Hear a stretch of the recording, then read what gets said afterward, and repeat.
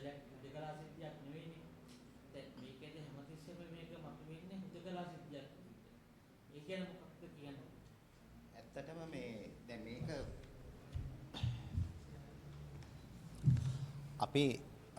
අපි අරගල කරුවන් හැටියට ඇත්තටම අපි මේක නිතරම දැන් මේක මේ විරෝධය පටන් ගන්නිද්දිම අපි කිව්වේ මේක හුදකලා සිද්ධියක් විදිහට මොනම හේතුවකටවත් නිර්වචනය කරන්න බෑ. මොකද මේ ගාලුමෝදර අරගලය තුල හටගත් මේ මුළු ලංකාව තුලම ඒ හටගත් අරගලයක්. ඒක සාමකාමී අරගලයක්.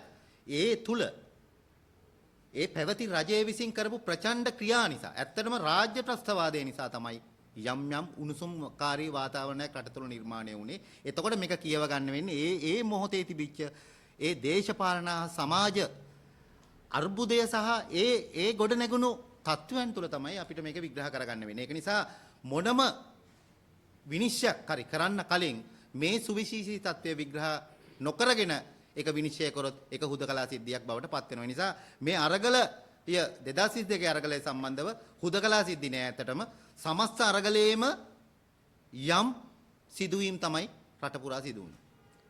එච්චර තමයි ගැන කියන්න තියෙන්නේ. දැන් මේක ඊළඟට මේ චැලෙන්ජ් කරන්න පුළුවන් නේ ඊළඟ අධිකරණයේ ඒකට මැදිහත් වෙනවා අරගල කරුවන්. ඔව් අපි දැනටම ඒ සම්බන්ධව යම් ක්‍රියාමාර්ග අපේ කණ්ඩායම් විසින් දැනටම තරගෙන තියෙනවා. කණ්ඩායම් ගණනාවක් දැනට ඉන්නවා මේ අපි ඊළඟ අධිකරණ ක්‍රියාමාර්ගයට යනවා. ඔව් යන. ඒ වගේම අපි ඒක දක්වන තියෙන සියලු සහයෝගය අපි මේ ඒකාබද්ධ කමිටු විසින් අපි දෙනවා අපිට.